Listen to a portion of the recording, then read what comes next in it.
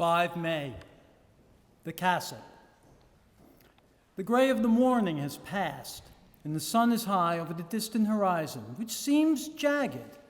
Whether with trees or hills, I know not, for it is so far off that big things and little are mixed. I am not sleepy, and as I am not to be called till I awake, naturally I write until sleep comes. There are many odd things to put down, and lest who reads them may fancy that I dined too well before I left Bistritz, let me put down my dinner exactly. I dined on what they call robber steak, bits of bacon, onion, and beef, seasoned with red pepper, and strung on sticks and roasted over the fire in the simple style of the London cat's meat. The wine was golden mediash, which produces a queer sting on the tongue, which is, however, not disagreeable. I had only a couple glasses of this and nothing else. When I got on the coach, the driver had not taken his seat, and I saw him talking with the landlady. They were evidently talking of me, for every now and then they looked at me. And some of the people who were sitting on the bench outside the door, which they call by a name meaning word bearer, came and listened, and then looked at me, most of them pityingly. I could hear a lot of words often repeated, queer words, for there were many nationalities in the crowd. So I quietly got my polyglot dictionary from my bag and looked them out. I must say they were not cheering to me, for amongst them were Ordog, Satan, Pockle, Hell, Strika, Witch, Verlach and Vikelslak, both of which mean the same thing, one being Slovak and the other Serbian for something that is either werewolf or vampire. Memo. I must ask the Count about these superstitions. When we started, the crowd round the inn door, which had by this time swelled to a considerable size, all made the sign of the cross and pointed 2 fingers at me. With some difficulty, I got a fellow passenger to tell me what they meant.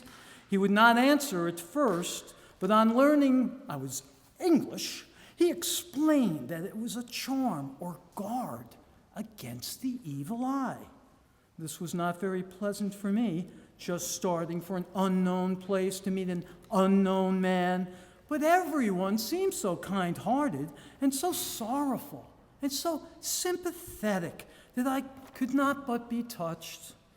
I shall never forget the last glimpse I had of that inn yard and its crowd of picturesque figures, all crossing themselves as they stood round the wide archway with its background of rich foliage of oleander and orange trees and green tubs clustered in the center of the yard. Then our driver, whose wide linen drawers covered the whole front of the box seat, Gotza they call them, cracked his big whip over his 4 small horses, which ran abreast, and we set off on our journey. I soon lost sight and recollection of ghostly fears in the beauty of the scene as we drove along, although had I known the language, or rather languages, which my fellow passengers were speaking, I might not have been able to throw them off so easily. Before us lay a green sloping land full of forest and woods, with here and there steep hills crowned with clumps of trees or with farmhouses, the black gable end to the road. There was everywhere a bewildering mass of fruit blossom, apple, plum, pear, cherry, and as we drove by, I could see the green grass under the trees, spangled with the fallen petals. In and out amongst these green hills of what they call here the Mittelland ran the road, losing itself as it swept round the grassy curve or was shut out by the straggling ends of pine woods, which here and there ran down the hillsides like tongues of flame. The road was rugged, but still we seemed to fly over it with a feverish haste.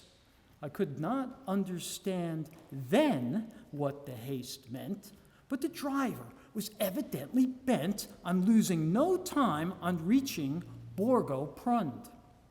I was told that this road is in summertime excellent, but that it had not yet been put in order after the winter snows.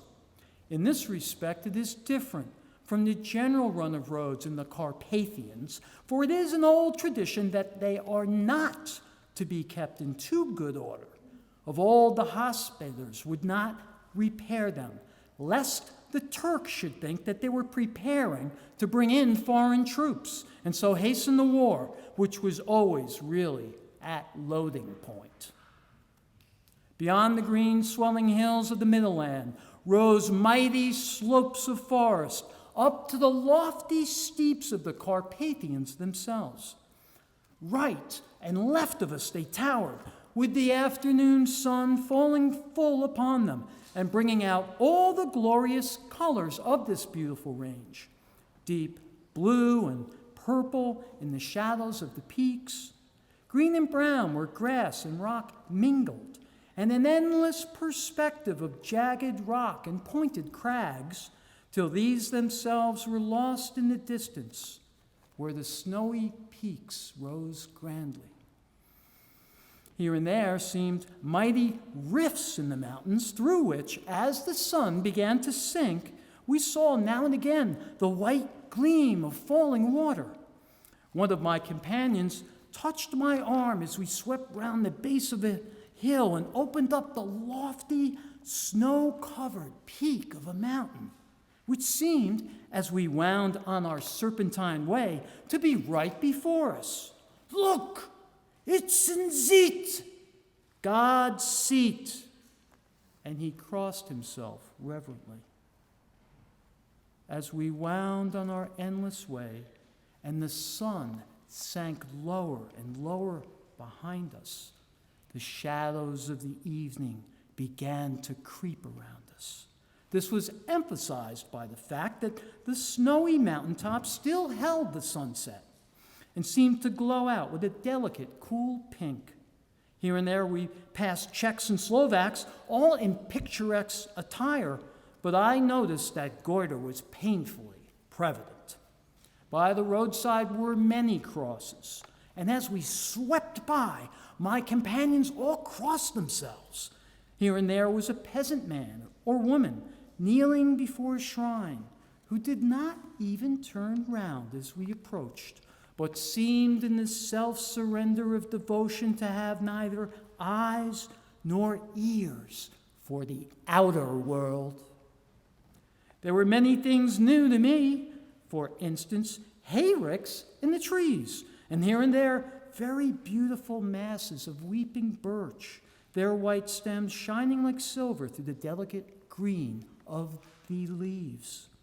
Now and again we passed a lighter wagon, the ordinary peasant's cart, with its long, snake-like vertebra calculated to suit the inequalities of the road.